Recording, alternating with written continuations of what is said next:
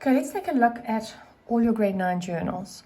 So I'm going to give you an overview so you can understand what fits in where and how does it actually fit in.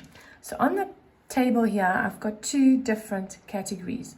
On the left hand side, I've got cash, and that's when we buy something for cash, which was mainly your grade 8 journals.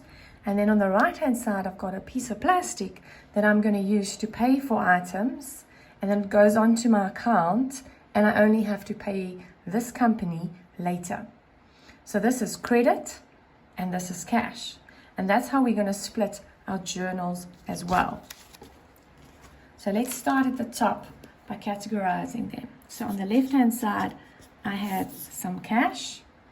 And then on the right hand side, I have some credit. Cash journals are easy. Those are the ones that you dealt with in grade 8. Let's just recap them. They're split into two. First of all, on the left hand side, you have got receipts. Receipts, money coming in. Remember grade 8, happy face, money's going up. What journal did we use for this? We had a CRJ, and then we had some documents that went with it. First of all, we had a duplicate receipt.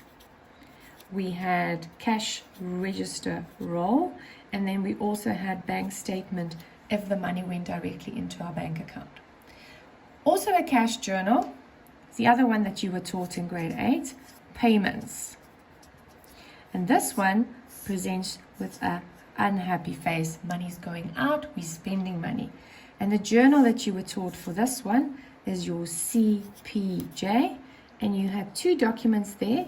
The one is check counterfoil, not going to write it all out, and the other one is BS for bank statement, any of the interest or stuff that went out directly of your account or you had a debit order.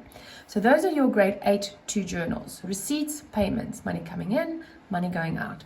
Now on the right hand side, we're going to start looking at what do you get when you're busy with credit. Now for the credit journals, just first of all I have to tell you that there's also two different categories for credit, and they apply to both groups. On the left hand side, we have got customers. And on the right hand side, we have got also credit, suppliers. Now what's the difference between the two? On the left, these people are coming to you, they are buying from you on credit. On the right hand side, you are going out to a wholesaler and you are buying items from them on credit. We give them names. So these people we call debtors, and these people we call creditors. And there you already have the name of the journals that's relevant. So let's look at the debtors first. So for the debtors, I'm actually going to split that into two journals. On the left hand side, I've got a DJ. What does that stand for? Debtors Journal. Debtors Journal is when this debtor is coming to you and they are buying an item from you on credit. And your documents, your one document that you'll look at is your duplicate invoice. So you're going to give them an invoice for the stuff that they've bought.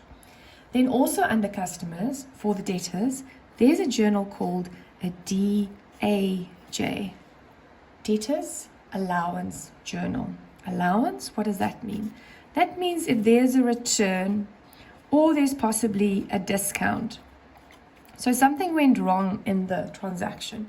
You either gave them the wrong items and they had to return it, or it was damaged and you have to give them a discount, or maybe you forgot to give them a discount. So DAJ is when the reverse is happening. They're buying here, their debt goes up, and here they're returning an item and their debt with you is going to go down. Your document that you use for this is a credit note. Why credit note? Because you're going to credit this debtor's account to fix the problem. So you're going to give them a credit note saying, yay, you have got your credit. Sorry about that. Apologies for the inconvenience. Let's go to creditors. They also split into two journals. Creditors Journal is this first one. That is your CJ. What is that for? That is when you're going and you are buying from your supplier. So you're buying products so that you can sell it in your shop. What are they going to give you for a document? They're also going to give you an invoice, But remember, in this instance, you're going to have the original because you are the customers. And then, same story, you get a CAJ, Creditors Allowance Journal. What does that mean?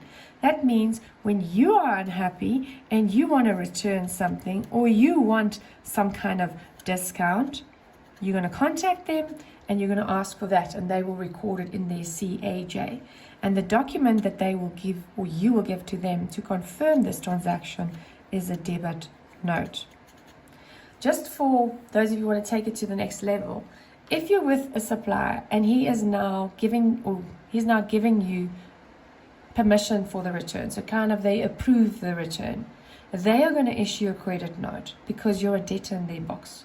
But what I'm interested in when I'm doing my own books is, what is this in my books?